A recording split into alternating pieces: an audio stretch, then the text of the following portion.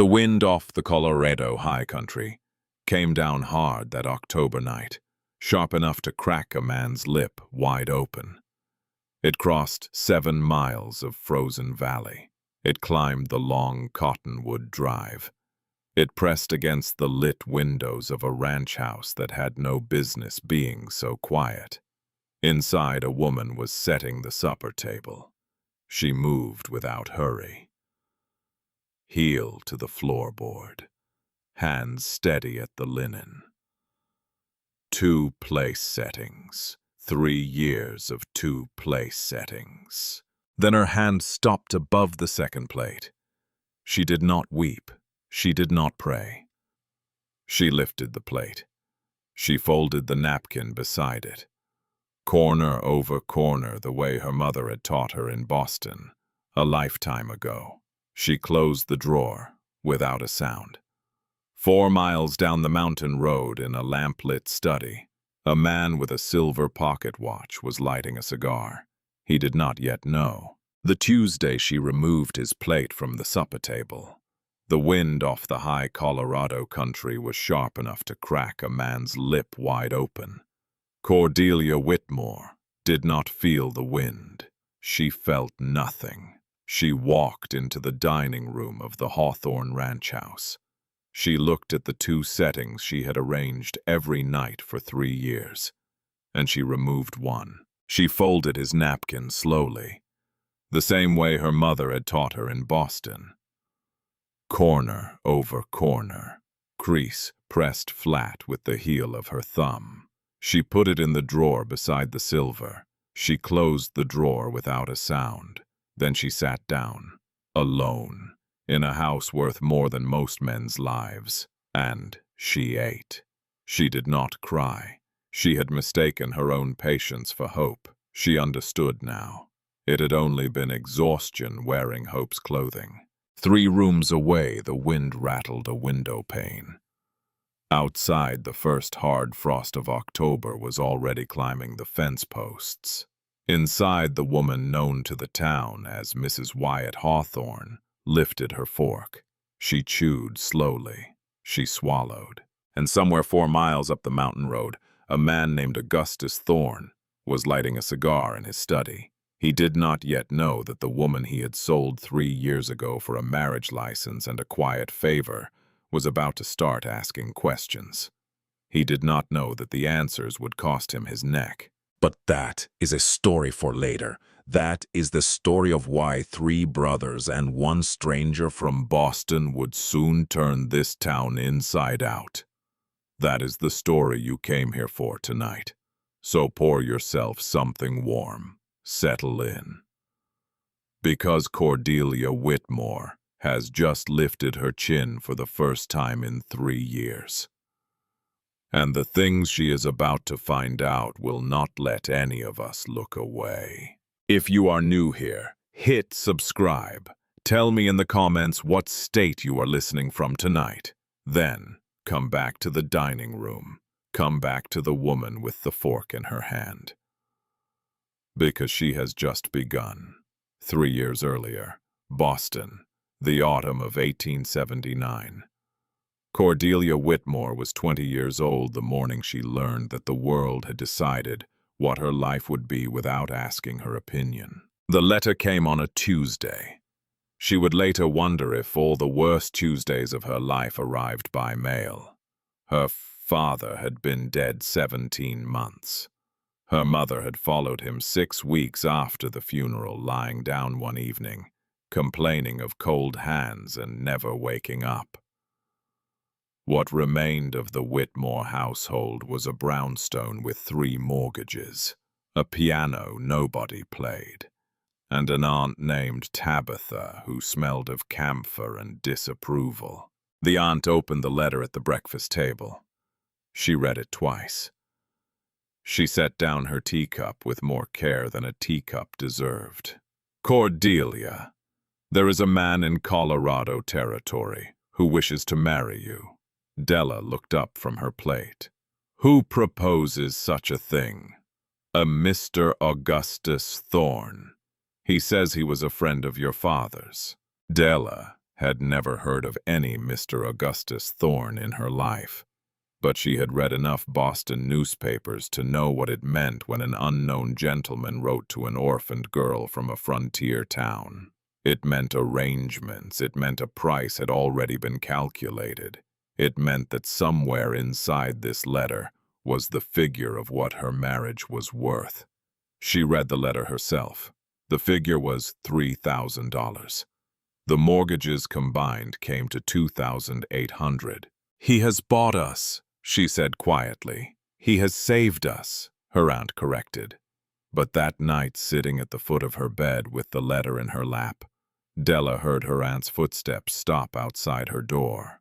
Tabitha did not knock. Tabitha did not come in. She only stood there a moment.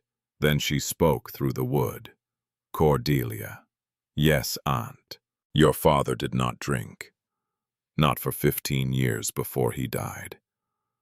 Whatever they tell you in that town, whatever paper they put in front of you, remember that one thing: your father did not drink." The footsteps moved away. Della sat very still. The wind moved the curtain at her window. Outside, Boston went on with its ordinary evening. She would carry her aunt's sentence in her chest like a stone for the next 3 years. She would not understand its weight for a great deal longer than that. 6 weeks later, the train west, the longest journey of her life, though she did not yet know what long meant. She watched the country change through the window. Fields became plains. Plains became rolling brown grass. The grass became scrub. The scrub became mountains. Real mountains. The kind that did not bow to anyone. In her trunk, packed between 2 folded chemises, she carried 3 things she had refused to leave behind. A Bible that had belonged to her mother, a leather-bound journal with all the pages still blank, and an ivory hair comb her father had given her on her 16th birthday, 3 years before his death. The comb was carved from a piece of elephant ivory. The handle was hollow. She did not know that yet either. She arrived in Silver Creek on the 2nd day of November, 1879. The town sat in a high valley in Las Animas County,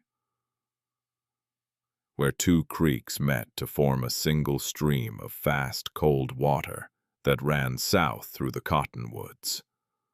The buildings were wooden and weathered. The mountains stood close on 3 sides. The wind smelled of pine smoke and horses and the iron tang of cold air on its way down to becoming snow. A man in a black wool coat was waiting for her at the station. He removed his hat when he saw her. "Miss Whitmore, I am Mayor Augustus Thorne. Welcome to Silver Creek." He was perhaps 50 years old, well-dressed. A heavy silver pocket watch chain ran across his vest. His hands were the soft white hands of a man who had paid other men to do his lifting for him. His eyes, she noticed, were warm. His smile was patient. There was something in the patient smile that made the small hairs at the back of her neck stand up. She did not know why. "My carriage is just here. I will take you directly to the town hall. We do not want to keep your husband waiting." Della took his offered arm. She did not pull away. She did not yet know how to. The town hall sat at the head of the main street, a square white building with a flagpole and a low porch. Inside, the air smelled of pine sap and lamp oil. A clerk waited at a desk. A man in a black coat stood by the window with his back to her. The man at the window turned around. He was tall, taller than the doorway behind him. His shoulders filled out the coat he wore without straining the seams. The build of a man who had earned his strength from work and not from sport. His hair was dark. His jaw was clean-shaved that morning, though the shadow of new beard was already returning. His eyes were gray. Not the soft gray of dove feathers. the gray of clean steel. He looked at her. He looked exactly 3 seconds. Then he looked at the clerk. "Are the papers prepared?" "Yes, Mr. Hawthorne." "Then let us proceed." That was the entire greeting. No smile, no name spoken to her face, no question whether she had survived the journey. Della stood very still and watched a man she had never seen before sign the document that would make her his wife. The clerk read aloud. The mayor witnessed. The bride signed. The groom signed. 14 minutes total. She knew, because she watched the pendulum clock on the wall and counted, because it was the only thing in the room that seemed to be on her side. When it was finished, Augustus Thorne shook the groom's hand. He shook the clerk's hand. He turned to Della and inclined his head. "Mrs. Hawthorne, a pleasure." Wyatt Hawthorne picked up his hat. He walked past her toward the door. At the threshold, he paused. He did not turn around. "My wagon is outside, Mrs. Hawthorne.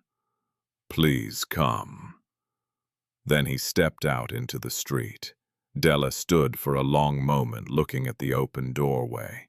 She felt in that moment the first sliver of what would become a familiar feeling. The feeling of being something signed for not something seen. She picked up her own trunk. The clerk hurried forward to take it. She let him. Then she walked out into the November light. The Hawthorne Ranch stood 7 miles up the valley from Silver Creek, at the place where the northern fork of the creek ran past a stand of aspens that turned gold in October and bare white in November. The drive took 2 hours in the wagon. Wyatt did not speak for the first hour. Della did not speak either, because she had been raised to believe that a wife did not begin a conversation her husband did not want. In the second hour, when the sun was already low and the air was already colder than any Boston autumn she had ever known, she spoke once. "Mr. Hawthorne." "Yes." "Forgive me, but should I know what to call you?" "Wyatt is fine, Mrs. Hawthorne." That was the whole conversation. He did not call her Cordelia. He did not call her Della. He called her Mrs. Hawthorne, the name of a woman who had not existed an hour before, and who now apparently was her. She watched his hands on the reins. They were larger than her father's hands had ever been. They were calloused at the base of every finger. There was a thin, pale scar across the back of his left wrist. The kind a man gets from a knife that slipped while skinning something. She decided she would memorize his hands before she would try to memorize his face. The hands seemed more honest. The ranch house appeared at the end of a long drive lined with cottonwoods. It was bigger than she expected. 2 stories, a wraparound porch, a stone chimney at each end. Behind it stood a barn and corrals and the dark shapes of outbuildings she could not yet name. Lamplight burned in the kitchen windows. When the wagon stopped at the porch, the front door opened. A woman of perhaps 50 stepped out, drying her hands on her apron, iron gray hair pinned back, a face that gave away nothing. "Welcome home, Mrs. Hawthorne. My name is Hester Greaves. I run the house. Whatever you need, you ask me." And then the others came, 2 men, stepping out of the lamplight behind Hester. 2 men. Della's breath caught. Because they were Wyatt, both of them, exactly Wyatt, the same height, the same broad shoulders, the same dark hair, the same steel-gray eyes, the same clean-shaved jaw with the same returning shadow. She looked from one to the other, then to her husband, then back to the first one, then back to the second. Her mouth opened. Nothing came out. The man on the left wore a red bandana knotted loose at his throat. The man on the right wore a bandana of dark blue. Her husband in the middle wore none. Otherwise, they were the same man printed 3 times. The one in the red bandana spoke first. His voice was deeper than Wyatt's by half a tone, warmer by a full mile. "Welcome, ma'am, Silas Hawthorne, brother of this stone-faced gentleman beside you, the youngest of us by 12 minutes. I apologize on his behalf for everything he has not yet said." Della laughed. She did not mean to. The sound surprised her more than it surprised anyone else. It came out small and tired, but it was a laugh. And it had been a long time since anything in her life had been laughable. Wyatt did not laugh. Wyatt did not even look at his brother. The other one, the one in the blue, did not speak. He only nodded once. Slowly, politely. His eyes did not leave her face. There was something in those eyes that Della would later have no word for. Not yet. "This here," Silas was saying, "is our brother Holt. He does not talk much. Or rather, he does not talk at all. He has not spoken a word in 4 years. But he hears everything, ma'am. So mind what you tell us in front of him." Holt Hawthorne tipped his hat at her. He stepped aside to make room at the door. Della picked up her skirt. She walked between them into the house that would be her home for the next 3 years. She did not know yet that the brother in the blue bandana, the silent one, was the only one of the 3 who would actually see her.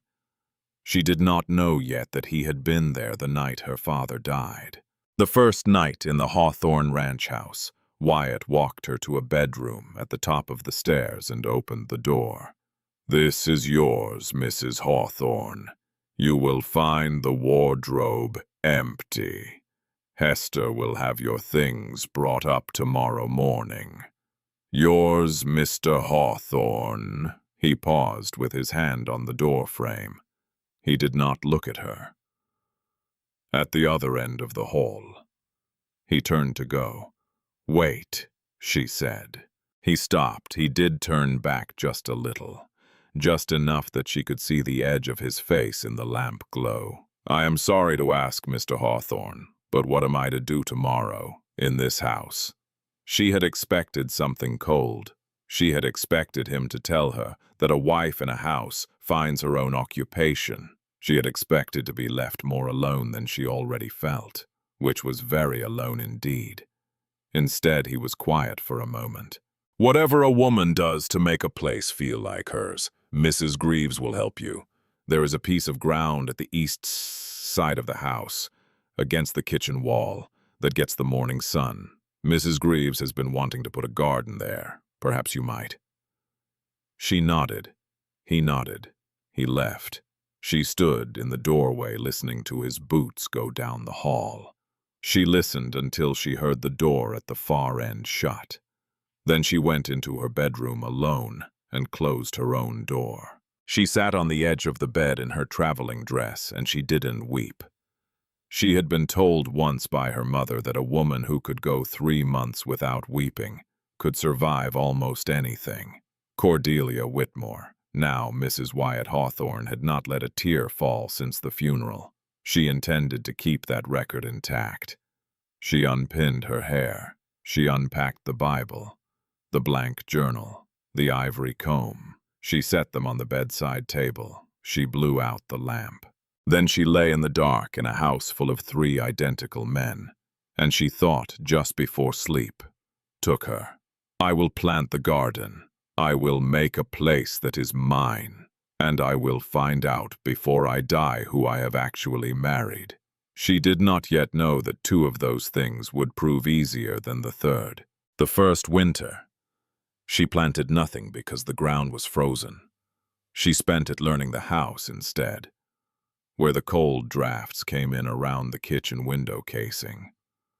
Which floorboard in the upper hallway creaked? Which of the 3 brothers liked his coffee, bitter and black, which liked it cut with cream, which liked it not at all, and drank tea instead? Wyatt drank his black. Silas drank his pale. Holt drank tea. She learned that her husband left the ranch before dawn on most mornings and did not return until after she was asleep. She learned that he rode south, always south, toward the silver workings in the lower canyon.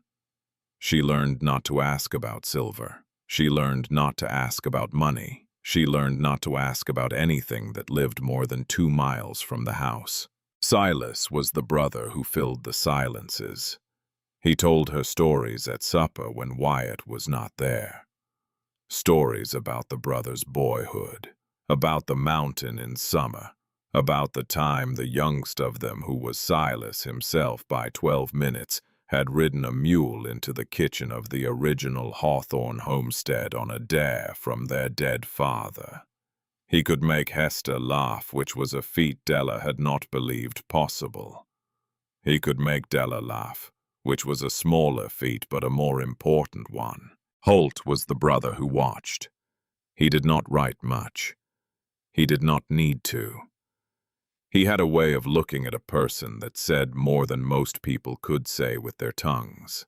He carried a small leather notebook in his breast pocket and a stub of pencil. He used them rarely. He used them, Della began to notice, only when he had something he believed was worth the trouble of writing. In the second week of December, the first heavy snow came down out of the mountains and locked the ranch in for 9 days. Della found herself in the kitchen one afternoon, kneading bread alone, except for Holt, who was mending a bridle at the table. The fire snapped. The wind moved the window pane. There was a stillness in the room that was almost a conversation in itself. She did not know what made her speak, except that the silence had become after 9 days a kind of pressure. "Mr. Hawthorne." He looked up. "Holt. I will call you Holt, if I may, since I am told there are 3 Mr. Hawthornes, and it gets confusing." He nodded. There was the faintest movement at the corner of his mouth. It was not a smile, but it was the place where a smile had once lived. "Holt, did your brother know me? Before I came here?" He shook his head no. "Did he know my father?" He held very still. He looked at her a long time.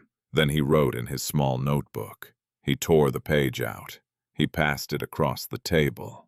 The page said, "We all knew your father, Mrs. Hawthorne. He was a good man. I am sorry for your loss." She read it. She read it again. Then she looked up at him, and what she saw in his face was something she did not have words for yet. Pain, yes, but also a kind of question. A kind of patient, terrible patience, as if he were waiting for her to ask one more thing, as if he were waiting and dreading at the same time. She did not ask. Not yet, because she was not yet brave enough to know. She folded the note. She put it in the pocket of her apron. She went back to the bread.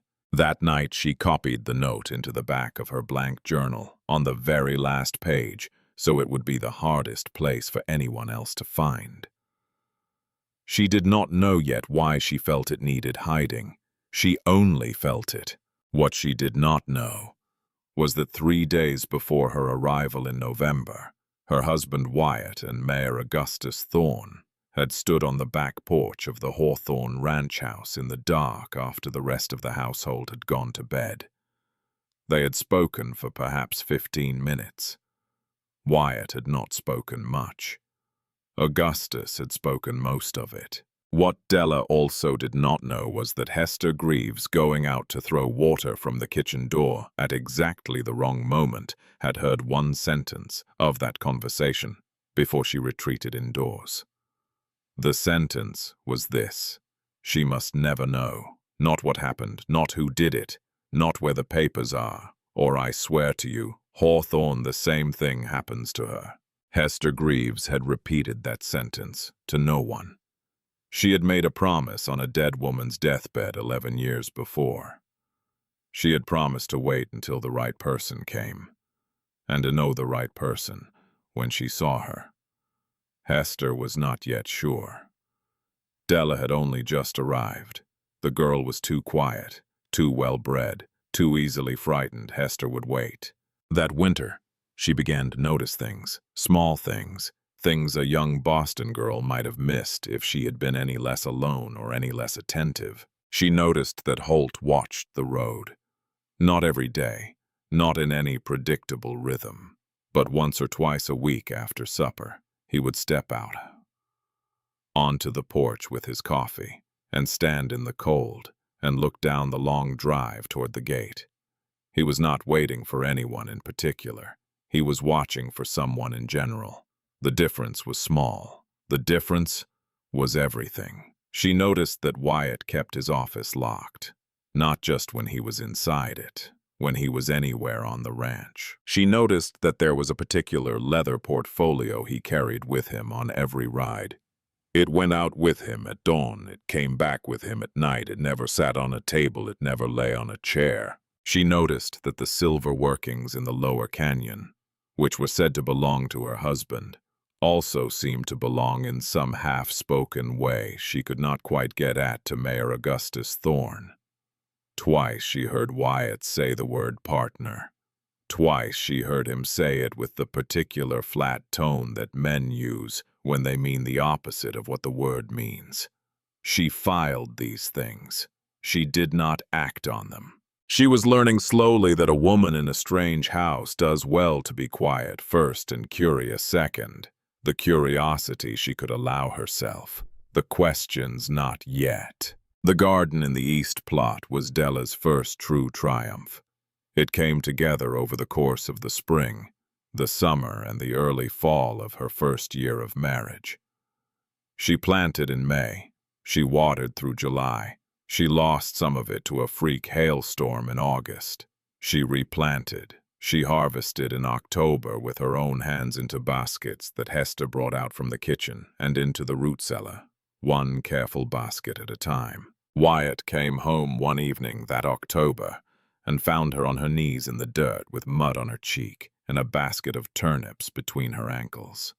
He stood at the edge of the path, looking at her. She did not see him at first.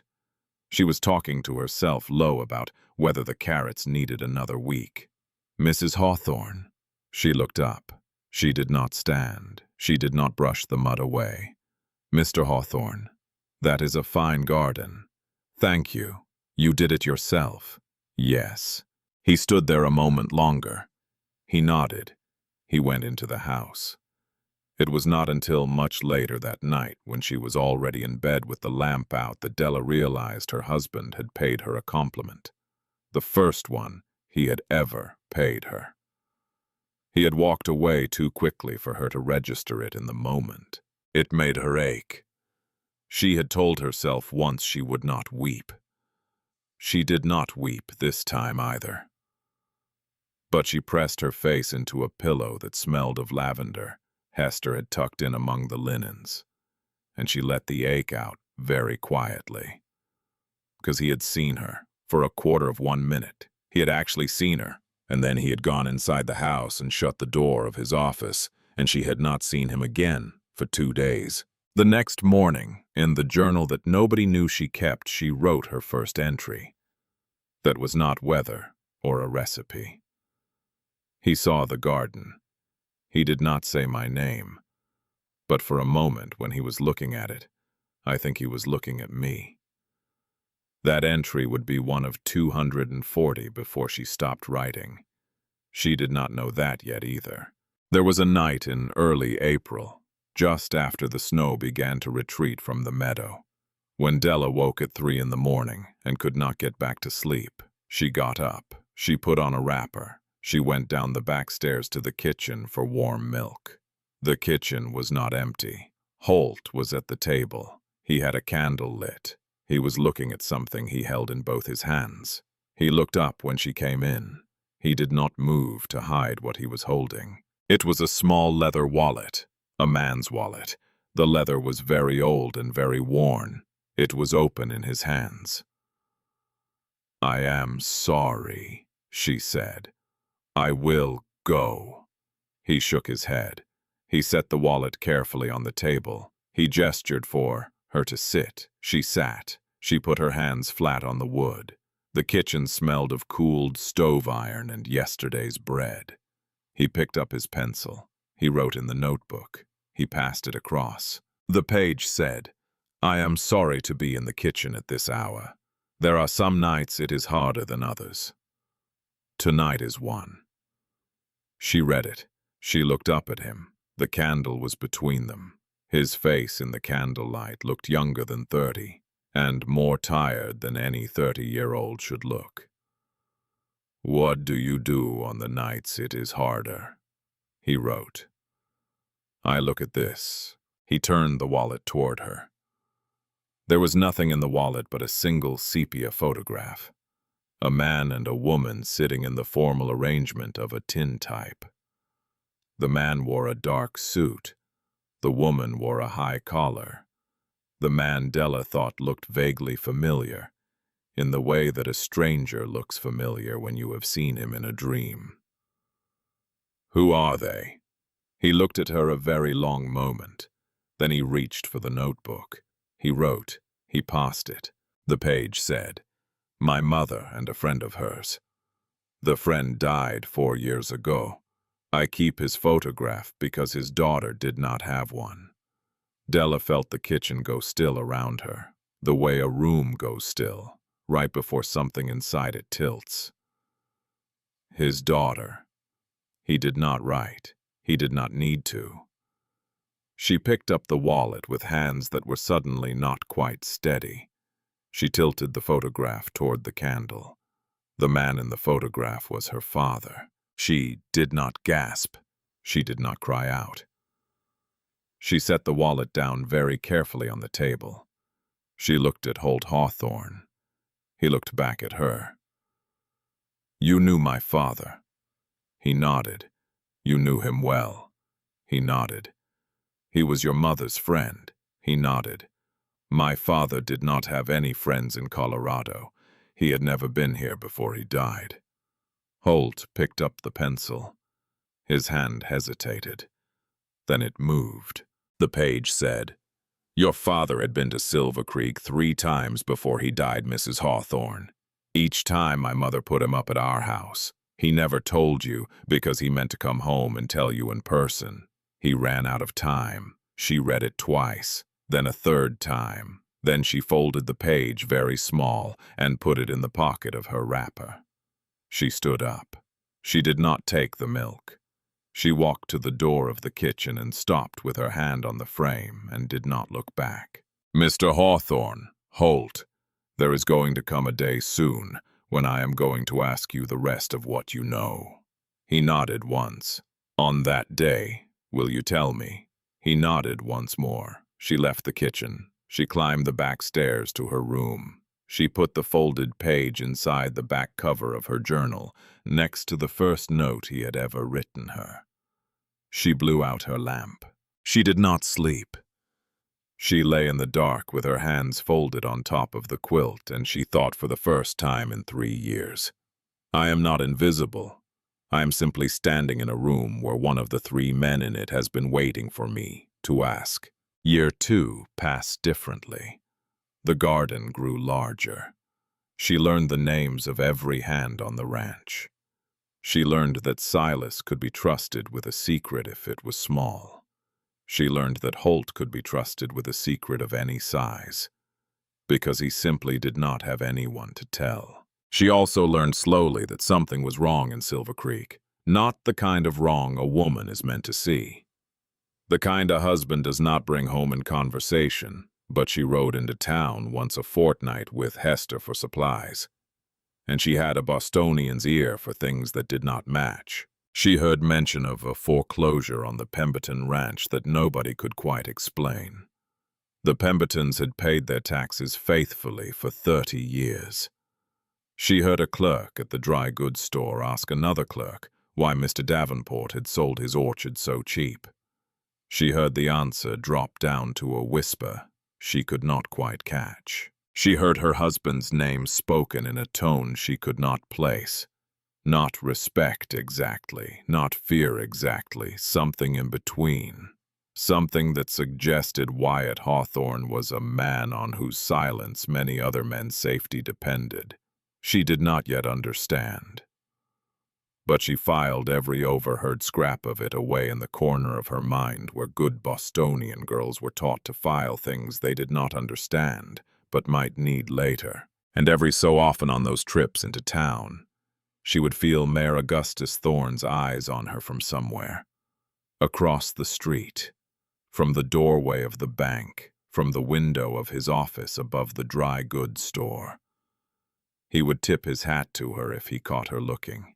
He would smile his patient smile, and the small hairs at the back of her neck would rise the way they had the first day at the train station. She did not know why. She did not know what he had taken from her.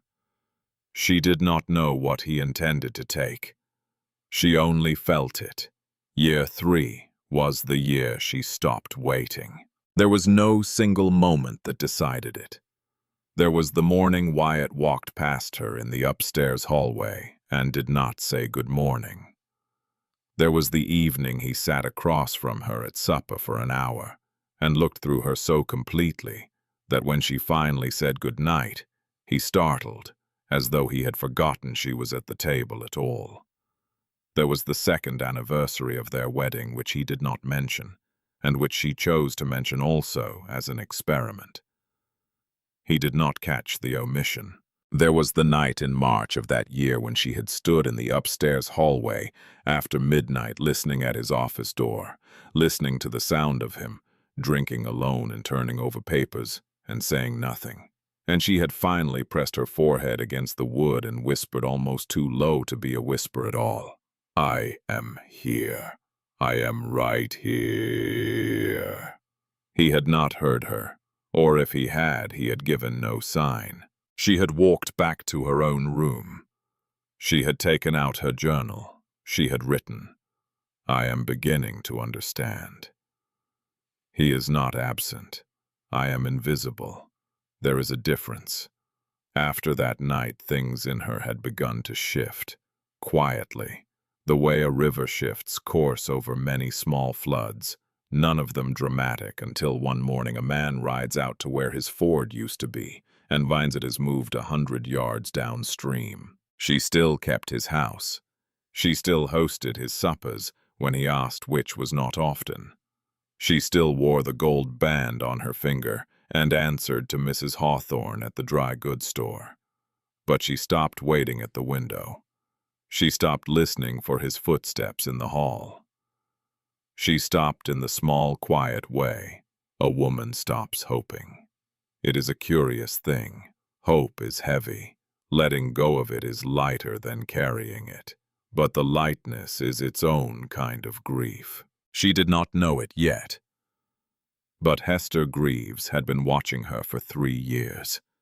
Hester had been waiting for one particular thing. Hester was waiting to see whether Della Whitmore was going to break, or whether Della Whitmore was going to harden.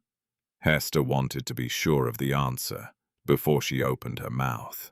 In the October of the 3rd year, Hester got her answer. She found Della at the East Garden one cold morning, pulling the last of the carrots in a coat, with her hair pulled back with a kind of quiet around her that had nothing of the trembling of a young Boston bride about it any longer. Della was on her knees in the dirt, but she was not bent over. She was upright. She was working. Hester stood at the edge of the path with a basket on her hip. She watched a long moment. "Mrs. Hawthorne." "Yes, Hester. When you have finished with the carrots, would you come into my pantry for a moment? I have some pickling to start, and I find I need a second pair of hands." Della looked up. She read Hester's face. She did not at first know what she was reading, but she saw that the older woman was holding herself very still. The way a person holds herself still when she is about to say something she has been saving for a long time. "Yes, Hester, I will come. Thank you, Mrs. Hawthorne." Hester walked back toward the house with her basket. Della pulled the last 3 carrots. She brushed the dirt from her hands. She walked slowly toward the kitchen door. She did not yet know it, but she had just been called for. She had passed a test. She had not been told she was sitting. What she also did not know was that same morning, a rider on the ridge above the ranch had been watching her through a long brass glass. A man in a dark coat. He had lowered the glass after a moment. He had mounted his horse. He had ridden the back trail toward town to make a report. The report would be made to a man with a silver pocket watch and a patient smile. The report would say, "She is asking questions. The housekeeper has finally called her in. The thing you were afraid of is happening." And the man with the patient smile would set down his pen and consider for a long moment what it would cost him to silence a quiet woman. He would conclude by his own arithmetic that it would cost very little. He would be wrong, but that is the story of part 2. And part 2 begins on the other side of a pantry door. Was Della Whitmore ready for what Hester Greaves was about to tell her? Was she ready to hear how her father had really died? Was she ready to learn that the man she had married had known the truth all along and had kept it from her, and had told himself it was kindness when it was actually something far closer to cowardice? Stay with me, because the answers begin in part 2, and the answers, I promise you, are not what either of us would have guessed 3 years ago, when a Boston girl stepped off a train in a town called Silver Creek, with an ivory comb in her trunk, and no idea what was hidden inside the handle. I will see you on the other side of the pantry door. Hester Greaves did not begin with the truth. She began with tea. She set the kettle on the back of the stove. She measured leaves into a brown earthenware pot. She moved around the pantry as if she had something ordinary to do, which she did not. Della sat on the wooden stool by the work table and folded her hands in her lap and waited. She had learned in 3 years of marriage to a man who said nothing how to wait. She had learned that the person about to speak often needed silence more than questions. So she gave Hester the silence. The kettle whistled. Hester poured. She set a cup in front of Della. She set a cup in front of herself. She sat down across the work table. She wrapped both her hands around the cup as if her hands were cold, which they were not. "Mrs. Hawthorne." "Yes, Hester. I made a promise 11 years ago to a dying woman." Della did not move. The dying woman was the mother of the 3 brothers in this house. Her name was Adeline Hawthorne. She made me promise that when the right person came into this house, I would tell her certain things. She told me how I would know. She told me to wait. How would you know? She said, "The right person will be a woman who does not break." Della looked down at her tea. She watched the leaves settle. "I have not broken." "No, ma'am, you have not." Hester took a sip of her tea. She set the cup down. "Your father came to this house 3 times before he died. The first time was in 1876.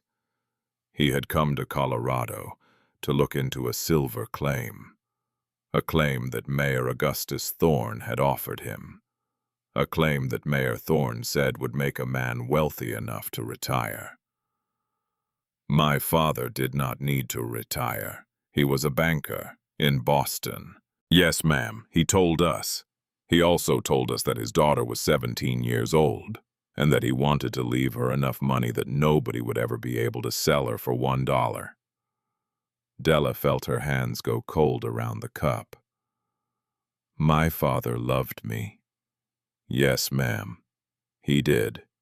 That is the part that I am sorry about, because he came to Silver Creek to make a fortune for you, and he found out that Augustus Thorne was running a fraud." "What kind of fraud?" "Land, silver claims, forged federal seals." The mayor was buying up small ranches at foreclosure auctions he had arranged himself. He was selling claims he did not own. Your father had loaned him $8,000 on the first trip. Your father came back the second time to find out where his money had gone. Your father did not find out. Not all of it. But he found out enough to make Augustus Thorne afraid of him. And then he came a third time, in the spring of 1878. He brought a ledger book with him. He brought letters. He brought everything he had been collecting for 2 years. He told my Adeline, quietly, in this kitchen, that he intended to take his evidence to a federal marshal in Denver. He told her he had hidden some of it in a place where Augustus Thorne would never think to look. He did not tell her where. Hester paused. She looked at Della very carefully, as if measuring whether the next sentence was one she was strong enough to receive. Your father did not get to Denver, Mrs. Hawthorne. He was killed in this town. He was pushed down the back stairs of the Silver Creek Hotel. The sheriff ruled it a drunken fall. The county coroner agreed. Augustus Thorne paid for the funeral. Della did not speak for a long moment. She set down her cup. She looked at the steam rising off it. She did not move. How do you know it was him? Because Holt was there. The name landed on the work table between them like a stone dropped from a height. Holt. Mr. Holt was the one who was supposed to ride with your father to Denver, ma'am. He volunteered. The Hawthorns did not love Augustus Thorne. The Hawthorns never have. Mr. Holt got to the hotel a quarter hour too late. He met 2 of Augustus Thorne's men on the back stairs as they were coming down. He drew on them. They drew on him. One of their bullets caught him at the side of the throat. The wound bled badly. It missed the great vein by less than an inch. He nearly bled to death on the kitchen floor of the hotel before our doctor got there. He has not spoken since. Della felt the kitchen tilt around her, the way a room tilts when it has decided to become a different room. He saved my father. He tried, ma'am. He did not succeed. He has lived with that for 4 years. I do not believe he has slept a full night since. And the others, Wyatt, Silas. Mr. Silas was the youngest of them by 12 minutes, ma'am. But he was at the South Workings the night your father died, miles from town. He has spent 4 years feeling that he should have been the one to ride to the hotel and not Holt. He carries a different kind of weight. Mr. Wyatt. Hester paused. Mr. Wyatt is a longer story. Tell me. Your husband, Mrs. Hawthorne, was in Denver when your father died.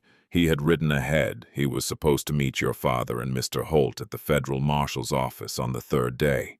He waited 2 days. Then he rode back. By the time he reached Silver Creek, your father was buried, and your father's evidence was gone.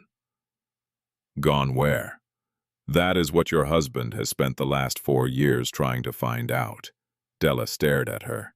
4 years. Yes, ma'am. Then why? Why did he? She could not finish the sentence. She did not have to. Why did he marry you, ma'am? And then act as though you were nothing more than a guest in his house. Yes. Hester set down her cup. She folded her hands. She looked Della very directly in the eye for the first time in 3 years.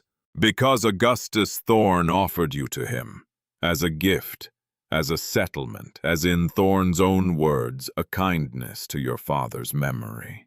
Mr. Wyatt understood the moment he received that letter what Thorne was telling him. He was telling him that he knew, that he had known all along, that he was watching, that the price of Mr. Wyatt's continued silence was that he would take you in and treat you well and ask no further questions about your father's death.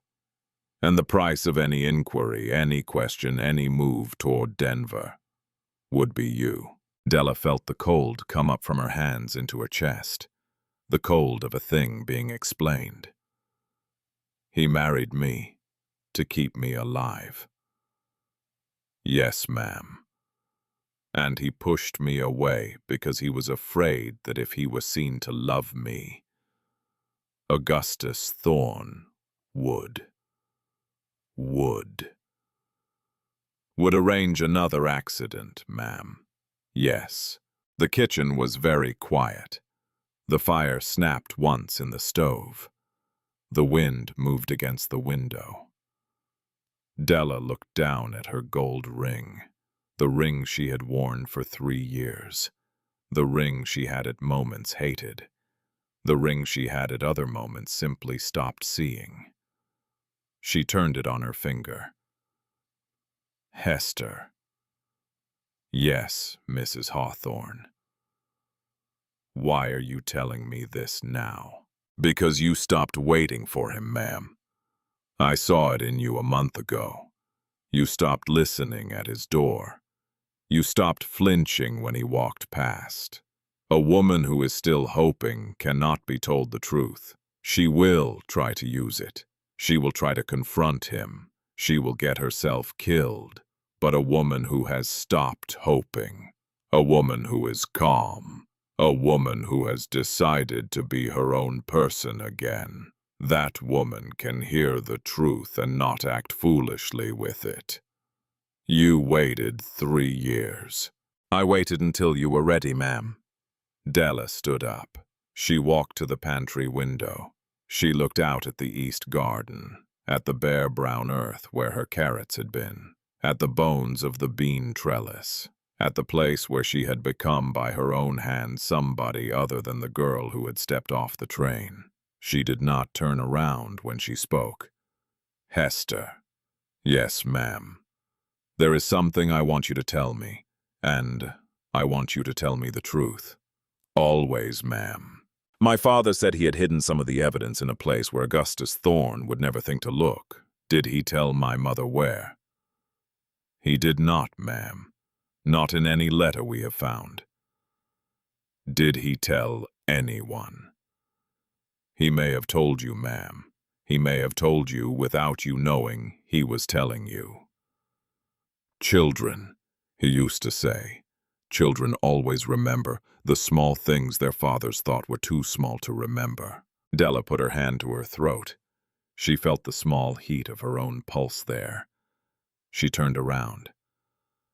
Hester, bring me my ivory comb. Hester rose. She left the pantry. She came back 4 minutes later with a wooden box. Della opened the box. The comb lay inside on a folded square of velvet, the same comb her father had given her on her 16th birthday. She had carried it from Boston in her trunk. She had set it on her bedside table for 3 years. She had run it through her hair every morning of her marriage. She had never once looked at it twice. She picked it up now. She turned it in the light. The handle of the comb was carved from a single piece of ivory. It was a pale yellow now from age. The carving on the surface was a small repeating pattern of vines, a child's pattern, the kind of pattern a craftsman would use to make a daughter smile. She felt along the length of the handle. There, at the broad end, a small seam that her thumb would have brushed past 1,000 times without noticing. She pressed it. The handle of the comb unscrewed. A small, tightly rolled paper slipped out into her palm. She unrolled it. It was a single line of her father's handwriting. The hand she would have known if she had been blind and reading by touch. The line said, "The vault at the First National Bank of Denver, box number 74. The combination is the date of my wedding." Della stood very still. She could hear her own heart. She could hear Hester breathing across the kitchen. She could hear the fire snap in the stove. She could hear somewhere upstairs a door close. Her father had given her the answer at 16. He had put it into her hand. He had told her to wear it in her hair. He had told her never to lose it. She had not lost it. She had carried it across 3,000 miles. She had carried it through 3 years of marriage. She had run it through her hairs every morning while her husband ate his black coffee in the next room and refused to look at her. She had been carrying the key to her father's death the entire time. She laughed, a small, shocked, wet sound, the laugh of a woman who has just understood something so large that her body has not yet decided whether to laugh or to weep. She rolled the paper back up. She put it back inside the handle. She screwed the handle closed. Hester. Yes, Mrs. Hawthorne. Does anyone in this house besides you know what you have just told me? Mr. Holt knows what he knows. Mr. Wyatt knows what he knows. They have not spoken of it to each other in 3 years. They have not spoken of it to me. They have not spoken of it to anyone. And Mr. Silas. Mr. Silas knows that something happened, ma'am. He does not know what. He is the youngest. They have always protected him. Della nodded slowly. Hester, I am going to ask you to do something for me, and I am going to ask you not to ask why. Yes, ma'am. Tonight, after supper, I would like you to ask Mr. Holt to come to the kitchen at 10 o'clock. Alone. Tell him I will be here. Tell him I have something to show him. Yes, ma'am. Do not tell my husband. Hester paused only a half-breath. No, ma'am. That night the wind came down out of the high country with teeth in it. The first hard freeze of November, the kind of cold that closes a man's throat the moment he steps outdoors. The pipes whined under the kitchen floor. At 10 o'clock, Della was already at the work table. The candle was lit. The tea kettle was on. She had set out 2 cups. She had laid the ivory comb in the center of the table. Holt came down the back stair at 5 minutes past. He was still in his work shirt. His hair was damp at the temples from washing. He stopped at the bottom of the stairs and looked at the table. He looked at the comb. He looked at her. He did not need her to explain. He sat down. He laid both his hands flat on the wood. He waited. She unscrewed the handle. She rolled out the paper. She passed it across the table. He read it. He read it again. He read it 3 times. Then he put his right hand over his eyes, and his shoulders began to shake. He did not make a sound. He could not make a sound. He had not made a sound in 4 years. But his shoulders shook, and Della watched a 30-year-old man weep silently into his own palm. She reached across the table. She put her hand on his other hand. She did not say anything. After a long moment, he looked up. His eyes were red. His face was wet. He reached for his notebook with his free hand. He wrote 1 line. He passed it. The page said he hid it where he could not lose it. He hid it where they could not take it from him. He hid it in his daughter. Della read it. She nodded. She did not let go of his hand. Holt. He looked at her. I am going to Denver. He shook his head. I am, with or without help. Augustus Thorne has been allowed to keep my father's name in the dirt for 4 years. I am not going to allow it for 5. He shook his head harder. He reached for the pencil with his free hand. He wrote without taking his other hand out from under hers. The page said, If you go alone, you will not come back. He has people on the train. He has people at every bank in Denver. He has people in the marshal's office. We have to be smart. We have to be quiet. He nodded. Wyatt. He paused. Then he nodded again, slowly. He has to be told. Holt closed his eyes for a moment. When he opened them, There was something tired and old in them. He wrote.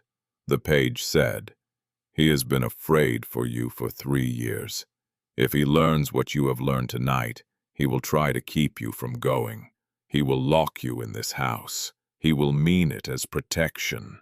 It will be a cage. Then we will not let him lock me in. Holt, hear me. I have been locked in this house for 3 years, and he did not need a door to do it. I am not afraid of him locking me in. I'm afraid of him not believing I am the one who has to do this." Holt looked at her a long moment. Then he nodded once. The page said, "Then we do it together, the three of us, and we do not tell Silas. He will want to come. He cannot." "Why?" the page said. "Because the youngest of us must remain. If any of us does not come back, one of us has to be here for Hester." Della folded the page. She put it in her pocket. She squeezed his hand once. She let it go. That night she did not sleep. She lay in her bed and looked at the dark ceiling and turned the new shape of her life over and over in her head. She had a husband who had loved her enough to push her away. She had a brother-in-law who had nearly died trying to save her father. She had a housekeeper who had waited 11 years for the right moment to tell the truth. She had a key in her ivory comb that opened a box in a vault in Denver. She had a mayor who had murdered her father and had been smiling at her on the street for 3 years. And she had at last the one thing she had not had since she stepped off the train. She had a reason. 3 days later, she did something she had not done in 3 years. She walked into her husband's office without knocking. He was at his desk. The leather portfolio was open in front of him. He looked up. His face did the thing she had watched it do 1,000 times. The shuttered look, the drawing back, the closing of every door. "Mrs. Hawthorne, Wyatt." He blinked. She had not called him by his given name in 2.5 years. He set down the pen. She closed the office door behind her. She walked to the chair across from his desk. She sat down. She put her hands flat on her knees. She looked at him. "I know." He went very still. "You know what, Mrs. Hawthorne? I know about my father. I know about Holt. I know about Augustus Thorne. I know about the $8,000. I know about the marriage. I know why you have not looked at me in 3 years. I know all of it."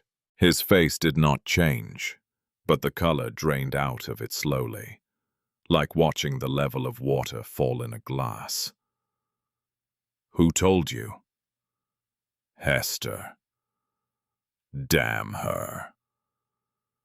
"No." She said it quietly. She said it without heat. She said it the way a person says a fact. "No, Wyatt. Do not damn her. She did exactly what your mother asked her to do. She waited until I was ready, and I am ready. So now we are going to talk. Della." It was the first time he had called her Della in 3 years, maybe ever. She did not let it shake her. "You married me to keep me alive. You pushed me away to keep me alive. You have spent 3 years performing the part of a husband who does not care for me because you were afraid that if you cared visibly, the man who killed my father would kill me too. Is that the truth, or is it not?" He looked down at the desk. He did not answer for a long moment. Then he said, "It is the truth." "Did you ever consider telling me?" "Every day." "Why did you not?" "Because if you knew, you would have done what you are about to do." "Which is what?" He looked up at her. There was something in his face she had never seen there. Fear. Plain open, ordinary fear. "You are going after him." "I am going after my father's evidence. He will follow." "Della, do not. Do not talk me out of it. I am not going to talk you out of it. She paused. You are not. No. He stood up. He walked around the desk. He did not come close to her. He stopped halfway as if there were still a line he was not allowed to cross. He put his hands in his pockets. He looked at the floor. I have spent 4 years trying to find what your father hid. I have not found it. I have not been able to find it. And every month Augustus Thorne grows stronger. Every month he takes another ranch. Every month I sit in this office and pretend to be his partner in a silver claim that I do not own and that he is bleeding dry for fraud money. I have been a coward, Della. I have been a coward dressed up as a strategist. If you know where it is, if you have any way of finding it, then you go, and I go with you, and we end this. You will not lock me in this house. No, you will not ride ahead of me and tell me to wait. No, you will not. Wyatt, look at me. He looked at her. You will not treat me like a thing you are protecting. You will treat me like the only person in this story who has actually been carrying the answer. His mouth did something, almost a smile, not quite. All right, all right. She stood up. She crossed half the line. He had not crossed. She did not cross all of it. Not yet. She held out her hand, not for him to take, just to show. I have it in my room. The thing my father left. I am going to get it. I am going to show it to you, and then we are going to plan. He looked at her hand. He did not take it. He nodded. Della. Yes. I am sorry for 3 years. She thought about it. She thought about all the nights she had stood at his office door. She thought about all the breakfasts she had eaten alone. She thought about the journal under the bed. She thought about the way Holt had wept silently into his own palm. I am not ready to forgive you yet. I do not expect you to be. But I am ready to work with you. That is enough. It is going to have to be. She turned. She walked out of his office. She left the door open behind her. The next morning, Augustus Thorne came to the ranch. He came alone. He came in a black buggy. He came at 9 in the morning. He carried in a small leather case a sheaf of papers and a bottle of brandy. He came smiling. Della saw him from the kitchen window. She felt her hands go still in the bread dough. She did not breathe for a count of 3. Then she breathed. She wiped her hands on her apron. She walked out onto the porch. She got there before Wyatt did. She got there because Wyatt was at the barn. She got there alone. Augustus Thorne stepped down from the buggy. He removed his hat. Mrs. Hawthorne, forgive me for arriving unannounced. Mayor, I had hoped to find your husband at home. He is at the barn. I will send for him. In a moment. There is no rush. I confess I have not had the pleasure of speaking with you alone since the morning of your arrival. 3 years, is it? November the 2nd. You have a good memory, Mayor. For some things, ma'am. Yes. He smiled at her. The patient smile. The smile that had made her neck prickle on a station platform when she was 20 years old. It still made her neck prickle. But she stood inside the prickle now. She did not move away from it. What brings you, Mayor? A small matter of business, nothing that need concern you, although... He paused. He looked at her. He looked at her too long.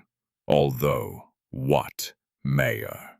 Although I had heard a rumor, I am sure it is nothing, but I had heard, in town, that a certain young Boston lady has been asking questions of the dry goods clerk about her father. Della did not move. She did not let her face move. She had been raised in a city where women were taught from the cradle to manage their faces in front of dangerous men.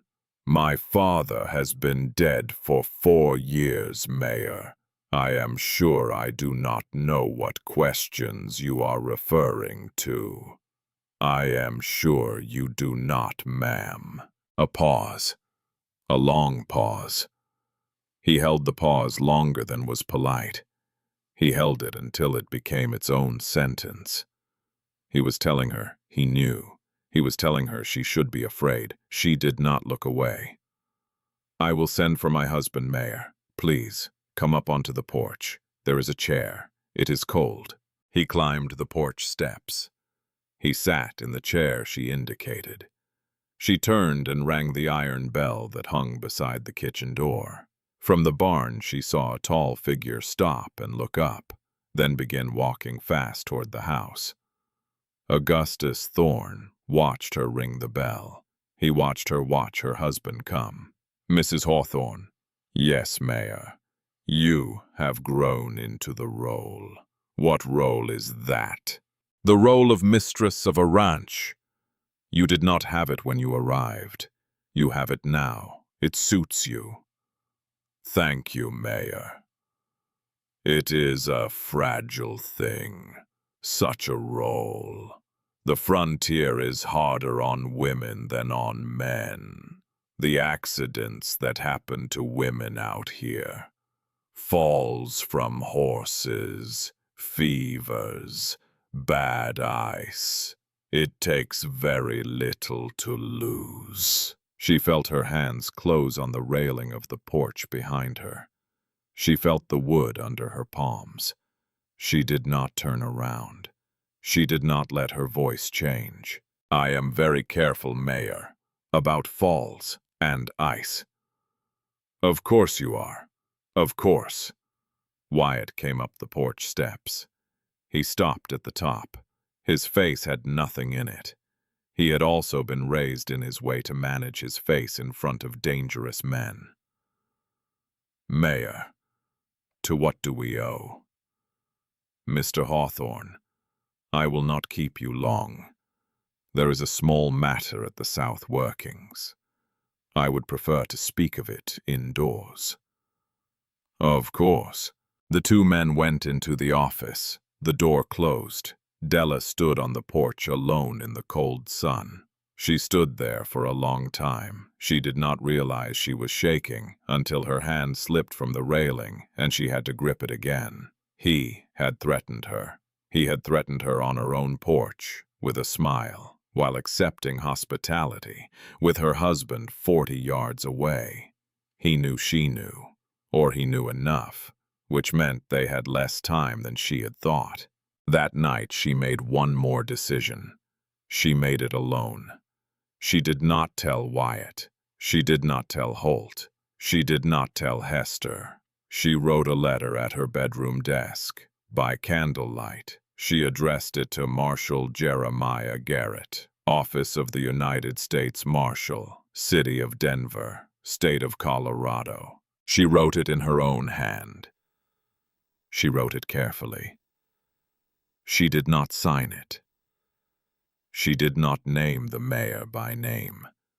She knew it would not be enough to hide her, but it might be enough to slow him by a day. The paragraph said, "A vault box at the First National Bank of Denver, number 74, contains material evidence of land fraud and federal seal forgery in Las Animas County, Colorado Territory, dating from 1876 to the present. The combination is held by the daughter of the man who placed the materials. She is currently traveling to Denver to retrieve them. If she does not arrive within 20 days of the date of this letter, the materials are to be retrieved by federal warrant on the testimony of Mr. Holt Hawthorne of Silver Creek, who witnessed the murder of the man who placed them. Federal involvement at the territorial level is requested due to local corruption." She folded it.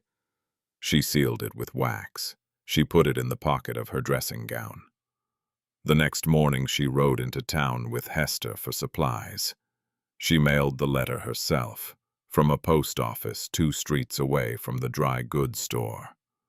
She watched the postmaster stamp it. She watched him place it in the bag for Denver. She walked out into the cold November sun. She felt for the first time in 3 years that she was not waiting on a man to do a thing for her. She was doing the thing herself. She did not know yet that Augustus Thorne owned the postmaster. She did not know that the letter would never leave Silver Creek. She did not know that the postmaster would carry her envelope that afternoon, directly to the mayor's office. She did not know. But on the ride back to the ranch with Hester, silent beside her, and the wagon creaking under the load of flour and oil and salt, Della looked up at the ridgeline above the back trail. She saw a man on a horse there, watching them. He raised a brass glass to his eye. He held it. He lowered it. He turned the horse. He rode the back trail toward the south. Della watched him go. She did not point him out to Hester. She did not say a word. She kept her hands in her lap.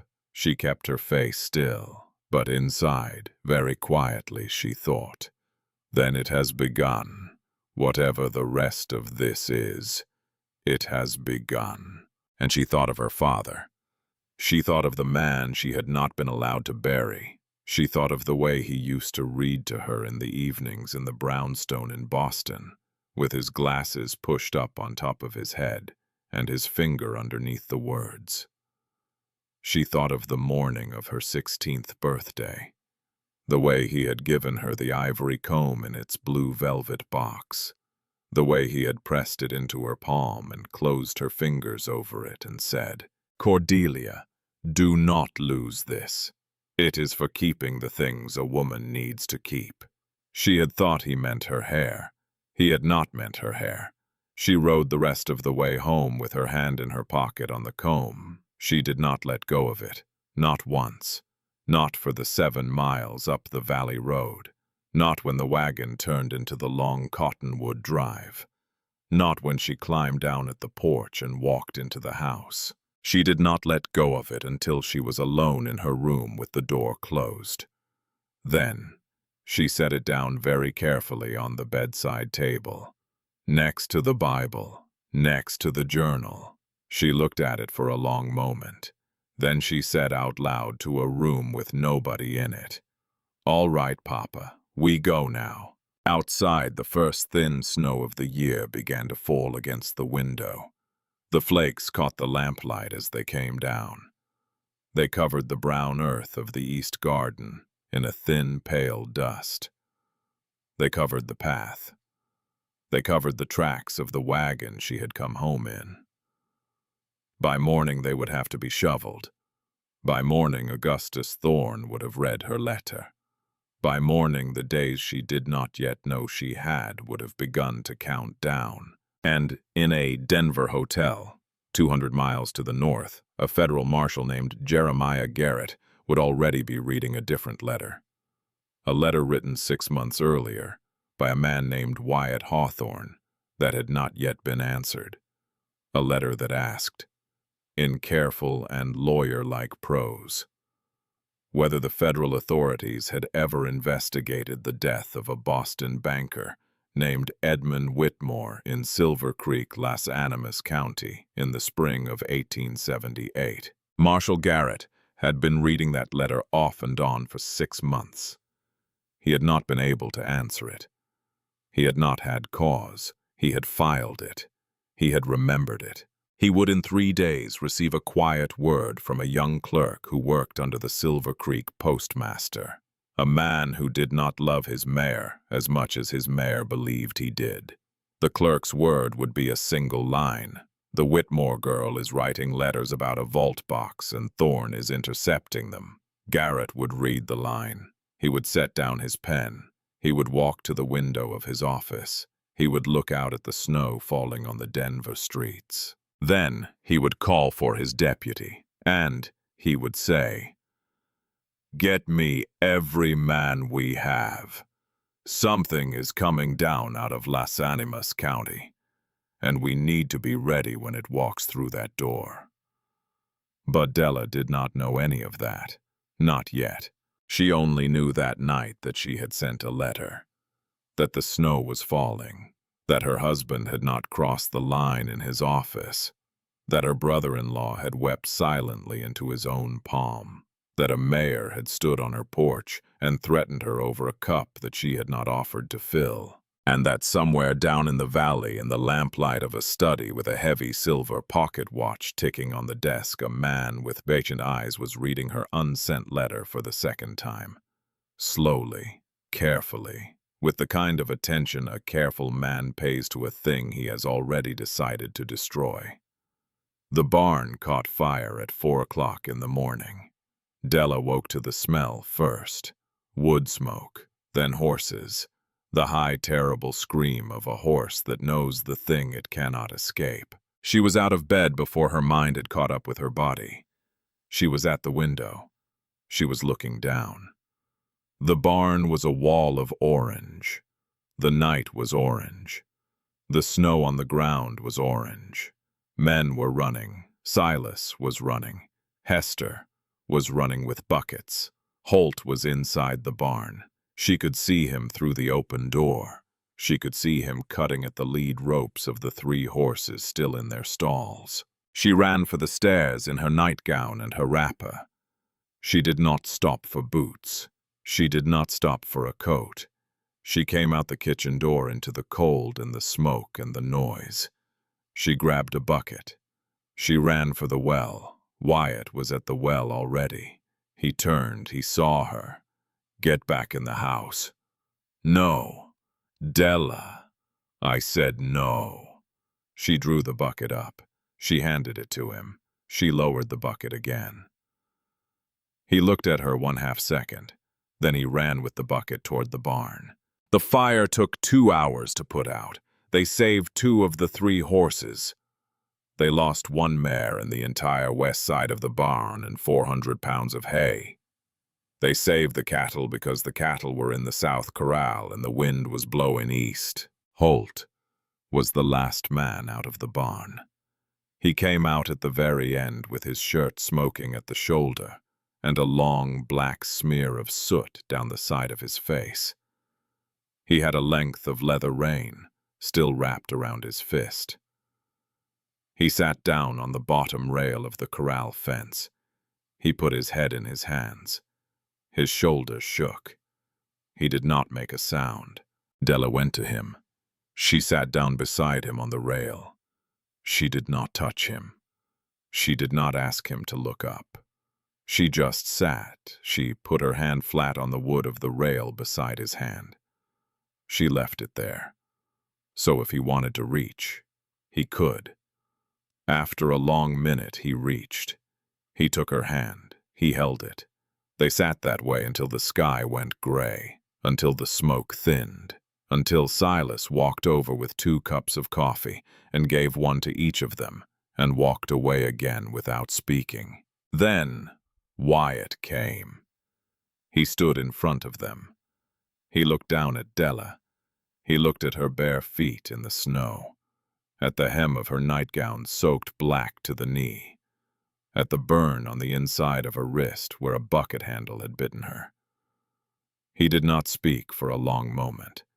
Then he said, "It was him. I know. He is telling us he can reach us. I know.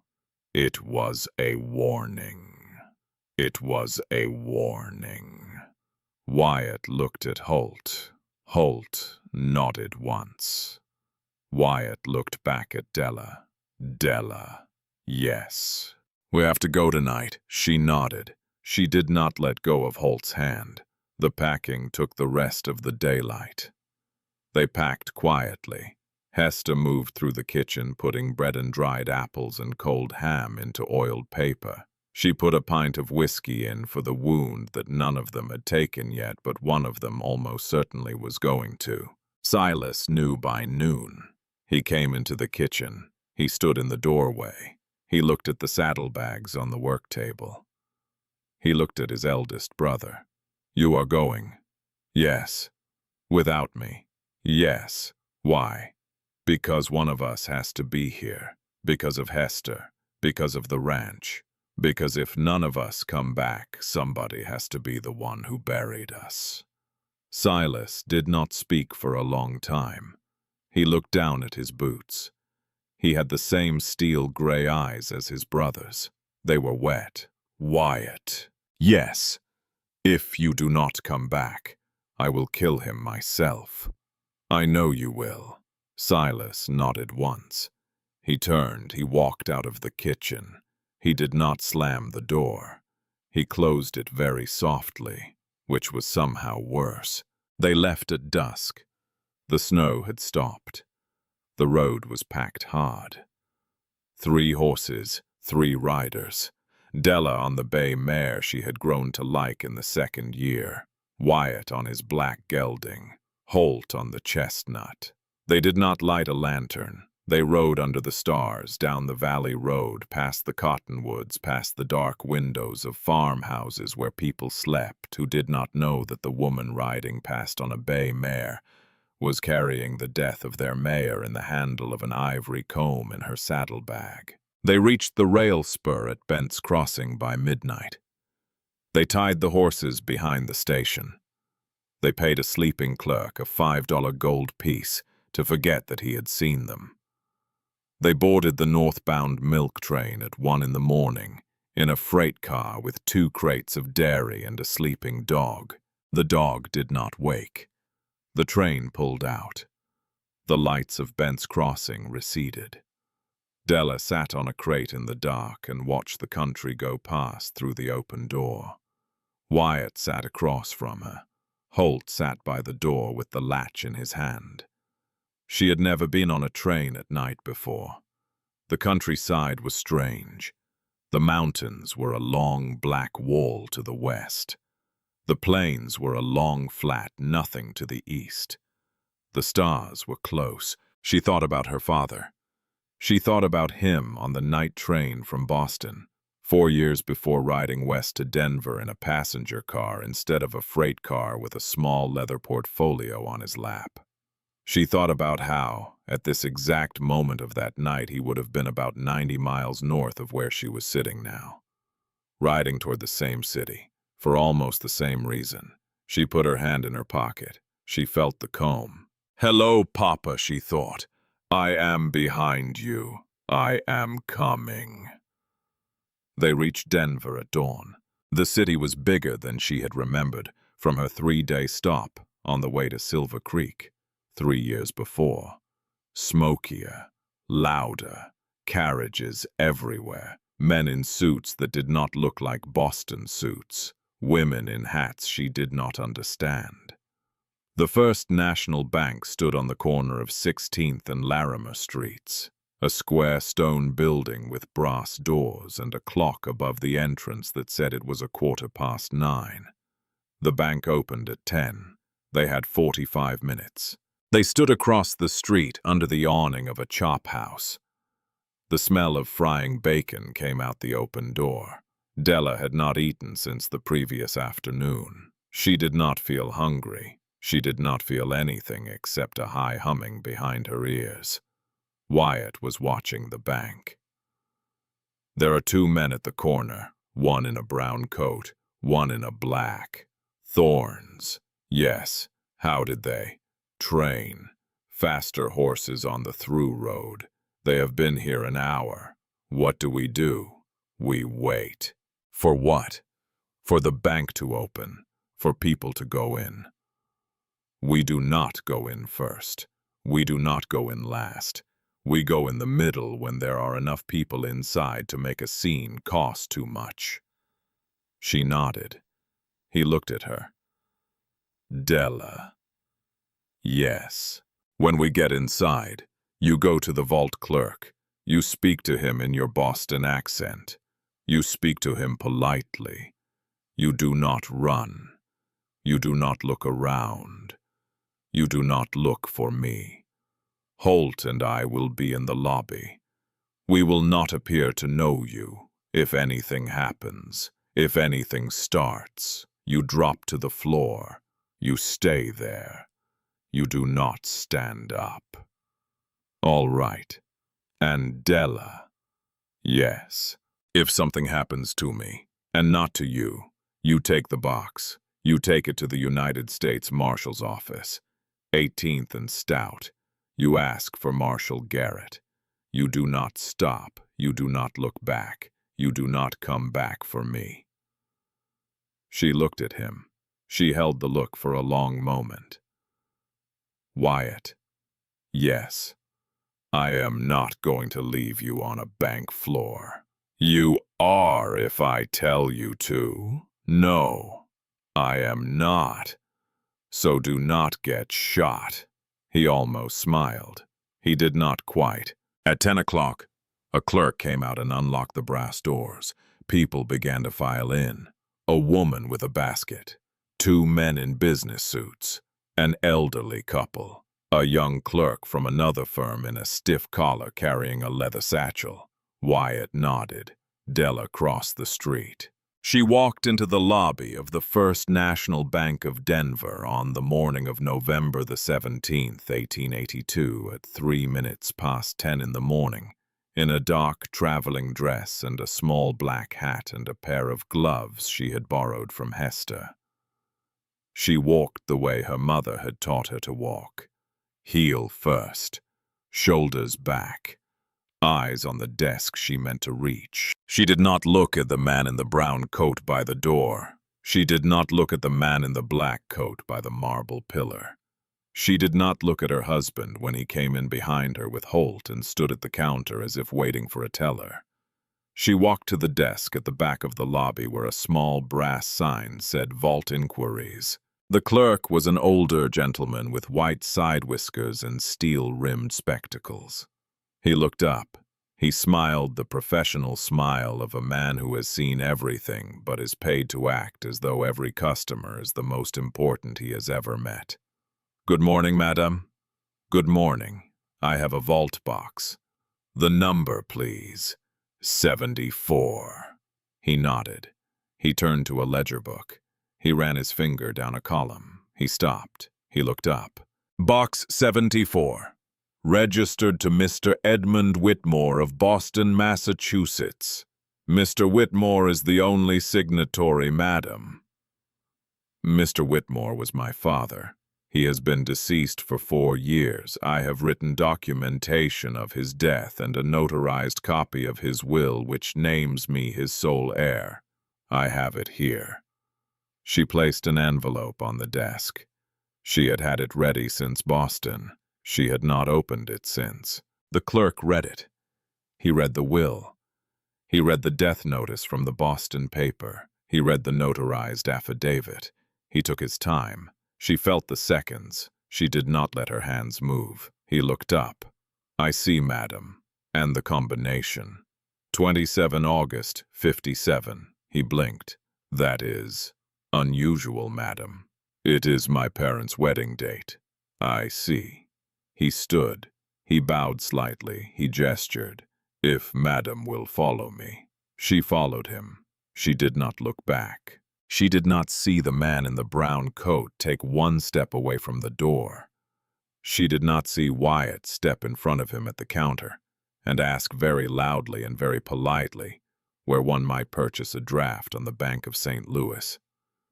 She did not see Holt drift across the lobby toward the man in the black coat, with both hands very visibly empty at his sides.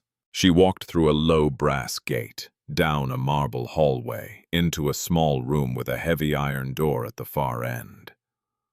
The clerk produced a key. He turned it in the door. He opened the door. He stood aside. "Box 74 is on the second shelf, third from the left. The dial is on the front. The bank does not retain the combination. I will be just outside the door, madam." "Thank you." He bowed. He stepped out. He closed the door. She stood alone in a small stone room full of metal drawers. She walked to the second shelf. She found the third drawer from the left. She turned the dial. 27, 8, 57. Right, left, right. The drawer clicked. She pulled it open. Inside was a leather portfolio, larger than her two hands, heavier than it looked. She lifted it out. She set it on the small table in the center of the room. She opened it. Inside, a bound ledger book, 6 inches thick, the pages dense with her father's handwriting. Columns of figures, names of ranches, dates of foreclosures, notations in red ink of when each foreclosure had been arranged in advance with a man named A.T. beneath the ledger. A bundle of letters tied with brown string. Letters in Augustus Thorne's hand. Letters on his official mayor's stationery. Letters discussing the forging of federal land seals. Letters discussing the suppression of competing claims. Letters that named by initial the sheriff of Las Animas County, the coroner, the county clerk, and the postmaster of Silver Creek. Beneath the letters, a single folded sheet, sealed with red wax, addressed in her father's hand. To my daughter Cordelia, on the morning of my death. She did not open it. She could not yet. She put it in the inside pocket of her dress, against her ribs, where she could feel it. She closed the portfolio. She tucked it under her arm. She stood for one moment alone in that stone room, with her father's life and his death in a leather case against her side, with the smell of old paper and iron and stone, with her heart beating in her ears like a drum. Then she walked to the door. She lifted her chin. She opened it. She walked back down the marble hallway. She walked through the low brass gate. She walked into the lobby.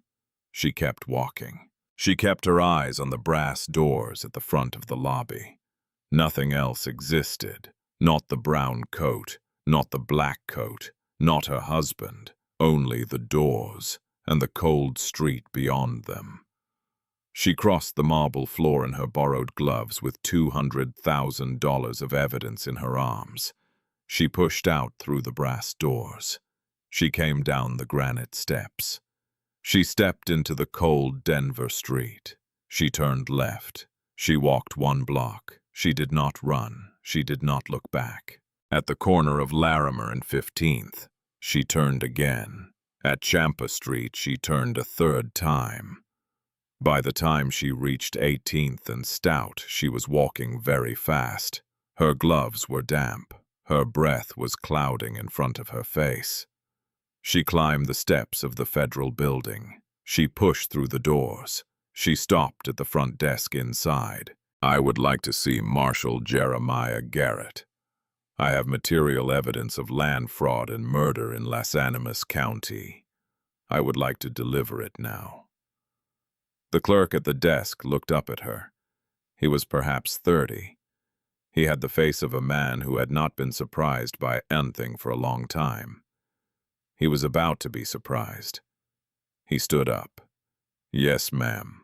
Marshal Jeremiah Garrett was a tall man in his late 50s with iron-gray hair cut very short and a mustache trimmed close enough to look respectable in a federal building. He wore a dark blue suit with a star pinned to the lapel. He had been a deputy in Kansas during the war. He had been a marshal in Colorado for 11 years. He had read every word of Wyatt Hawthorne's letter 6 times. He came out of his inner office at a walk that was not quite a run.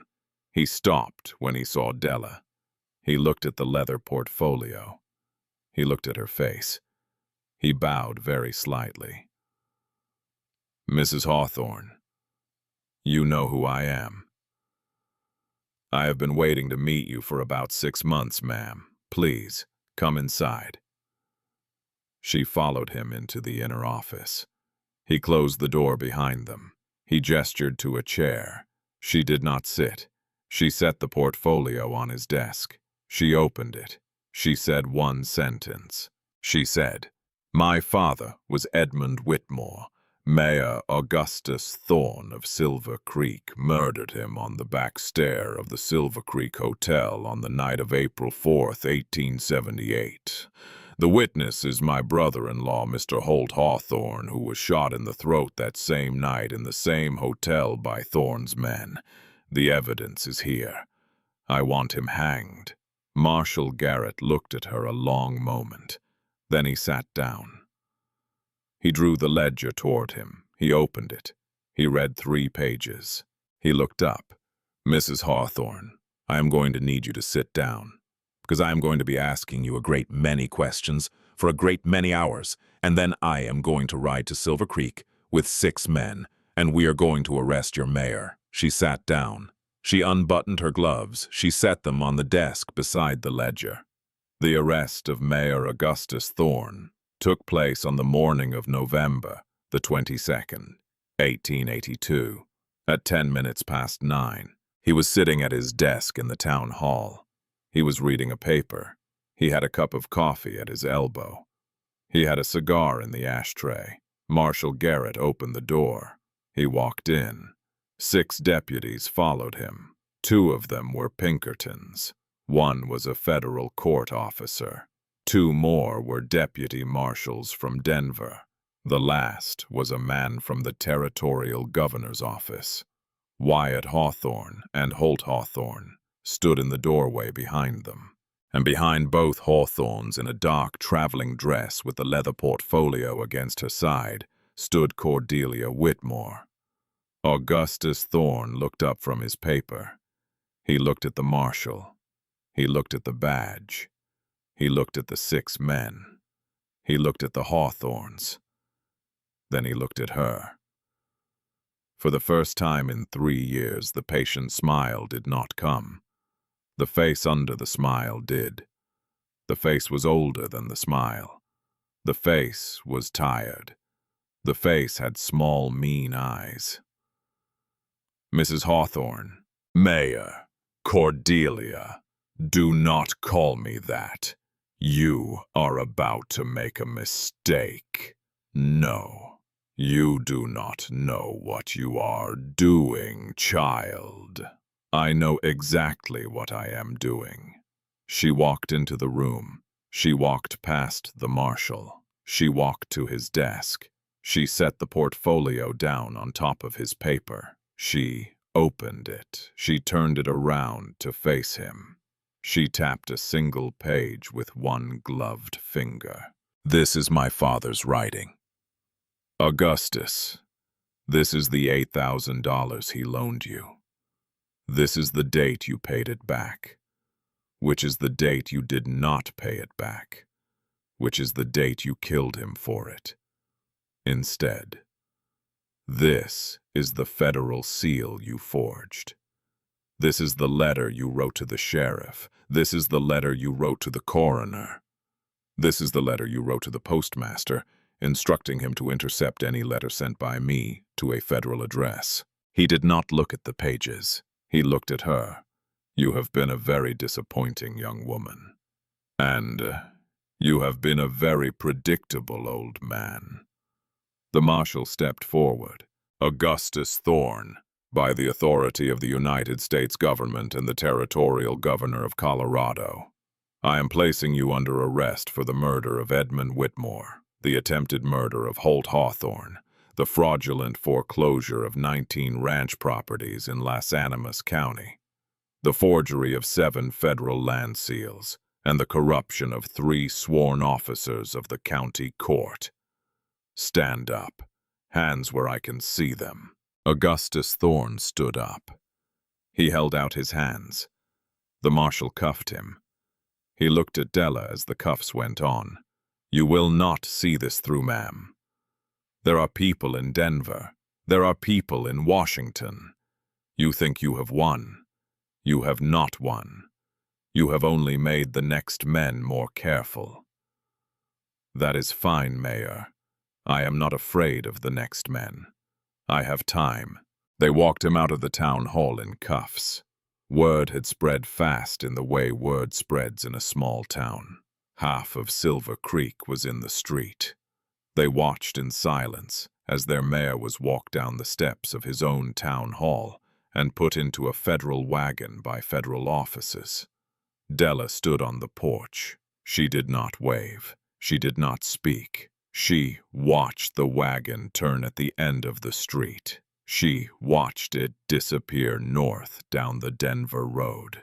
A woman she did not know stepped out of the crowd, an older woman in a brown shawl. She walked up to Della. She put a hand on her arm. "Mrs. Hawthorne, that was my husband's ranch, on page 11. I know. Thank you. You are welcome, ma'am." The woman did not let go of her arm for a long moment. Then she did. She walked back into the crowd. The crowd stayed. Other women came forward. Some men came forward. Some did not come forward but tipped their hats from across the street. Some did neither. Augustus Thorne had been a powerful man. He had owned more than land. He had owned silence.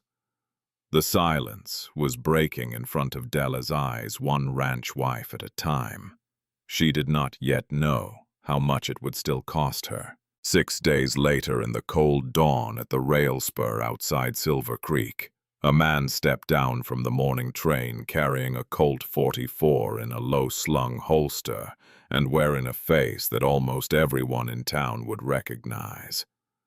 He had the same small, mean eyes as Mayor Augustus Thorne.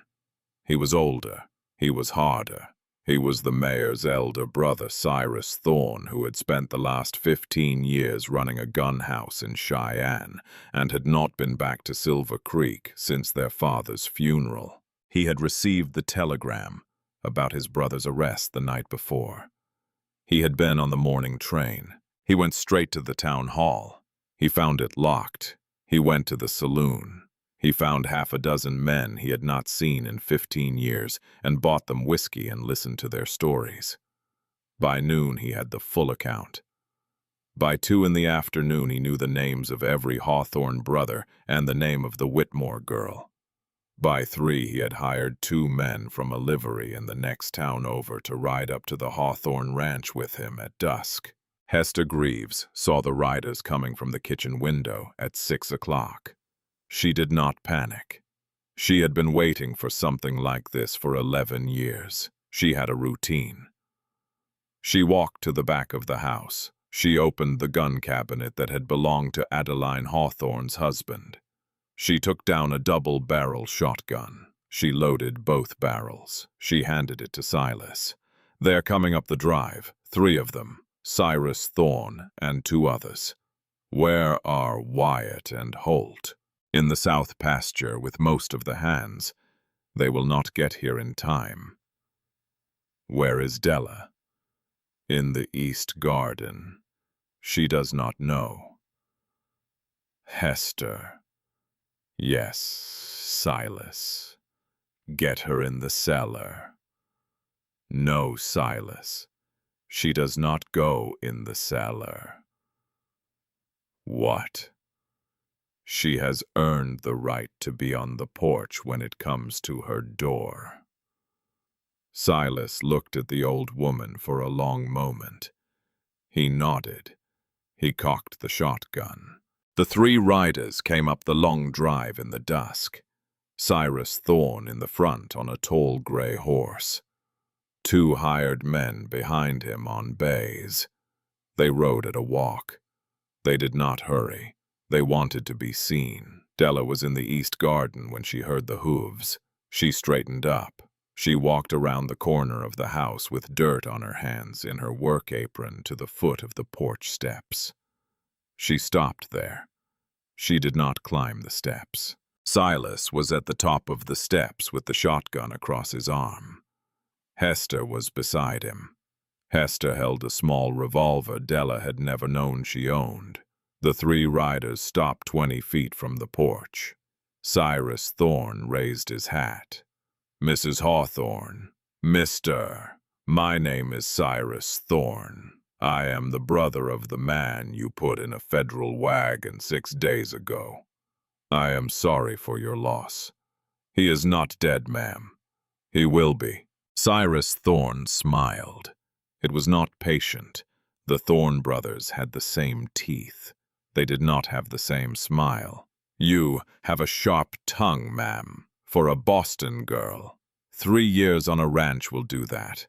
I have come to make an arrangement. There will be no arrangement.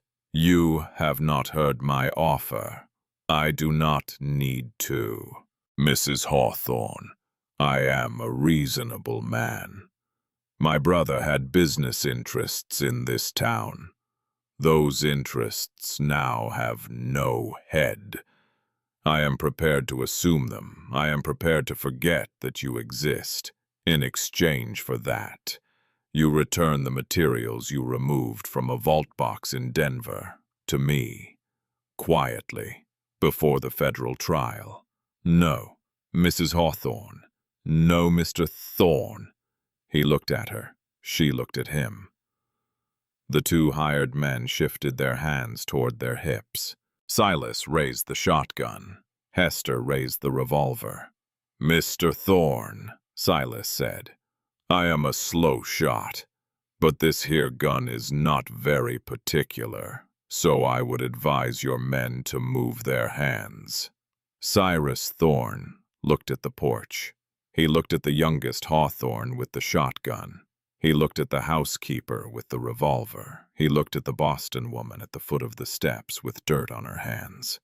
He made the same mistake his brother had made 2 weeks earlier. He decided Della was the soft thing in the picture. He drew his Colt. He drew it fast. He drew it at her. 3 things happened at once. Silas fired. The shotgun went off into the air over Cyrus Thorne's head as Silas adjusted his aim, because Silas was not a killer, and would never be one, and the shot went wide on purpose, to give him 1 more half-second. Hester fired. The revolver hit Cyrus Thorne in his right shoulder. He dropped the Colt. And Della picked up the iron coal shovel that was leaning against the porch step beside her.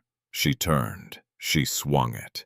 With every inch of 3 years of silence, and 4 years of grief, and 23 years of being told she was a thing to be exchanged.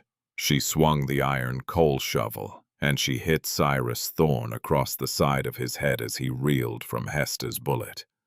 He went off the horse sideways and hit the frozen ground and did not move. The 2 hired men were already turning their horses to run. Silas put the second barrel into the dirt in front of the lead horse. Both men stopped. Both men raised their hands.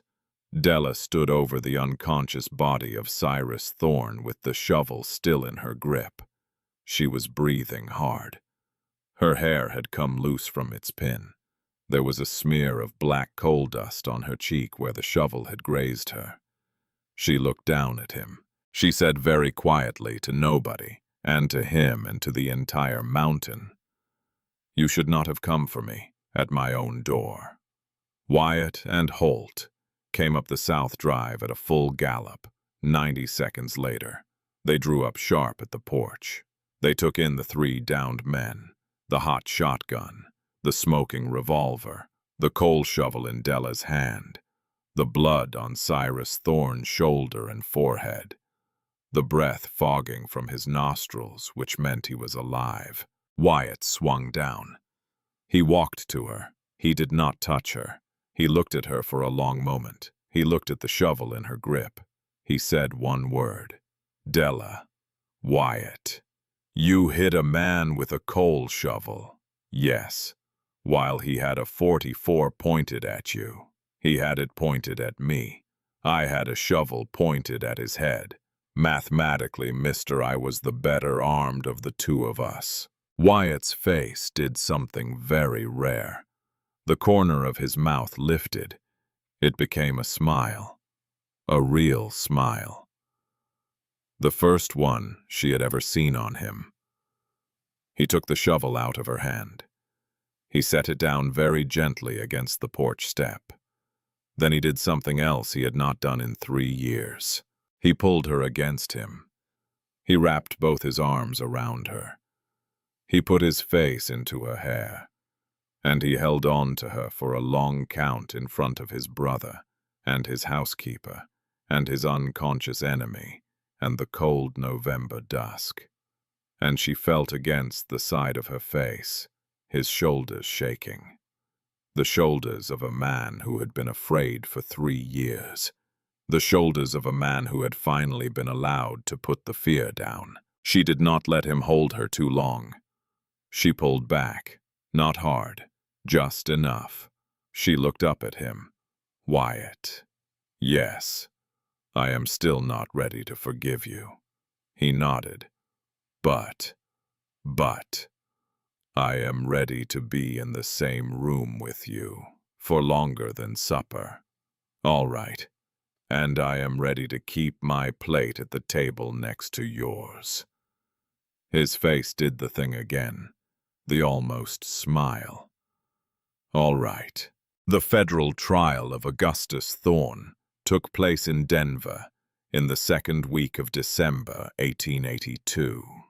It lasted 4 days. Cordelia Whitmore Hawthorne testified for 6 hours on the second day. Holt Hawthorne testified through written affidavit and notebook on the third day. Wyatt Hawthorne testified on the fourth. The jury came back in 80 minutes. Guilty on all counts. Augustus Thorne was sentenced to die. He met his sentence on the morning of January the 11th, 1883, at the federal yard in Denver. Della did not attend. She had said her piece. She did not need to watch the man go. She had what she needed.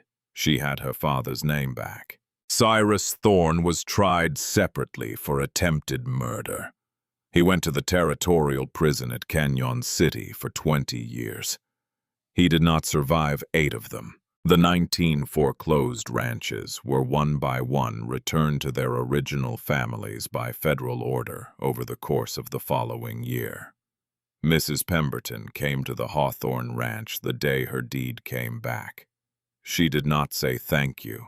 She sat down at the kitchen table and she cried for 40 minutes. And then she got up and she said, "Mrs. Hawthorne, I made you a pie. It is in the wagon."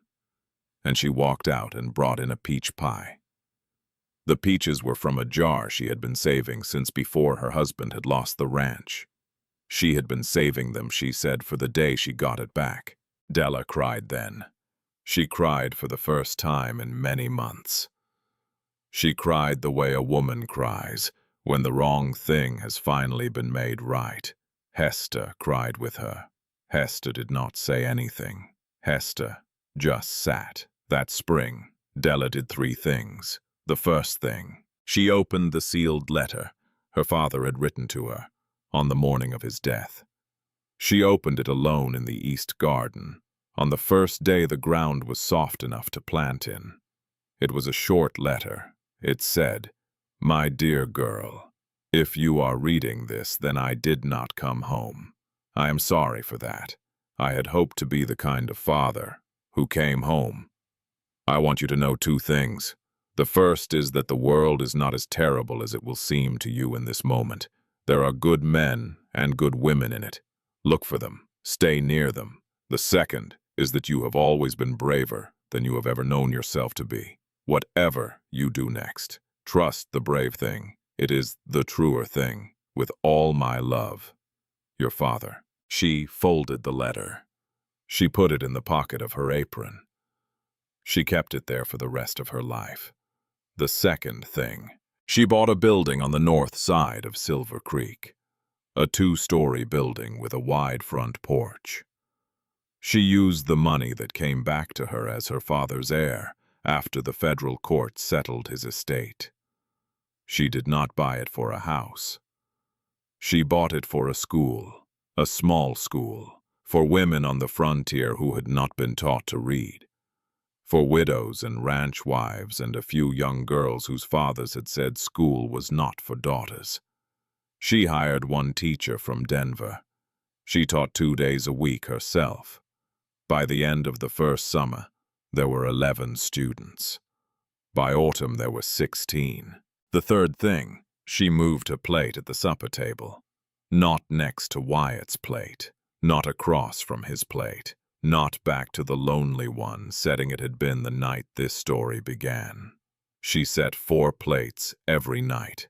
Hers, Wyatt's, Holt's, Silas's. Hester ate with them on Sundays. On Sundays there were 5 plates. She did not, for the rest of that year, decide which of 3 things she was going to be. She did not decide whether to forgive her husband for 3 years of frightened silence. She did not decide whether the way Holt looked at her across the kitchen at night was love or gratitude or something quieter that did not have a word in English yet. She did not decide whether the way Silas teased her about her shovel and laughed his big, easy younger brother laugh meant she had finally been welcomed into a family she had been a stranger in for 3 years. She did not decide. She made bread. She tended the garden. She taught a Wednesday morning class in arithmetic to 14 women who had not been allowed to know what arithmetic was. She rode into town with Hester. She rode home. She slept in her own bed at the top of the stairs. She did not invite her husband into that bed. She did not visit his. She was in no hurry. She had hurried once into a marriage license in 14 minutes. She did not intend to hurry into anything else for a very long time. One Tuesday in October of 1883, almost exactly a year from the night this story began, Cordelia Whitmore Hawthorne walked into her dining room before supper. She looked at the table. She looked at the 4 place settings. She thought about the Tuesday. She'd removed one of them. She thought about the woman she had been then. She thought about the woman she was now. She thought about the comb on her bedside table upstairs, the Bible, the journal which she had not written in for 6 months now, and did not feel the need to. She thought about her father's letter in her apron pocket. She lifted a 5th plate from the sideboard. She did not need it. There was no 5th person coming. She set it down anyway, at the head of the table, across from her own. She did not know who she was setting it for. Maybe a future child, maybe a future neighbor, maybe the memory of her father, who had given her an ivory comb on her 16th birthday, and told her it was for keeping the things a woman needs to keep. She did not know. She did not need to know. She heard the back door open. She heard Hester's voice in the kitchen. She heard the boots of 3 men coming up the porch steps. Wyatt, Holt, Silas. The 3 identical men who had stood at the door of this house on the November evening she had first arrived, and who had been in their 3 different ways the slowest and the strangest and the most surprising piece of her life. They came into the dining room one after the other. They saw the 5 place settings. They did not ask. They sat down, each in his own chair, Wyatt at his end, Holt on the long side, Silas across from Holt, the 5th plate the empty one at the head. Della came in last. She sat down in her chair. She picked up her napkin. She unfolded it. She looked at the 4 men who were not the man across from her at the head of the table, and at the empty plate that was waiting for nothing in particular. She thought about the last line of the story she had been told her life was supposed to be. The line that said, "And the woman chose." The line that said, "And the man saved her." The line that said, "And she was his." She thought, "No, that is not how my story ends." She thought, "My story ends with a plate I set for myself, and a plate I set for the people I have chosen to feed, and a plate I set for whoever has not yet arrived, and I do not know who will sit there, and I do not need to know yet, because for the first time in my life I am the one who will decide." She picked up her fork. She began to eat. Outside, somewhere up on the ridge, the first snow of the new winter began to fall. It came down very lightly. It covered the brown earth of the east garden in a thin, pale dust, the same way it had a year before when a letter had not been mailed and a fire had not yet been lit, and a Boston girl had not yet picked up a coal shovel. Inside, in a warm dining room in a house at the top of a long cottonwood drive in Silver Creek, Colorado territory, on a Tuesday evening in October of 1883, 5 plates sat on a table. 4 people ate. 1 plate waited, and Cordelia Whitmore Hawthorne, 24 years old, mistress of her own life for the first time, looked up at the people she had chosen to be at her table and smiled.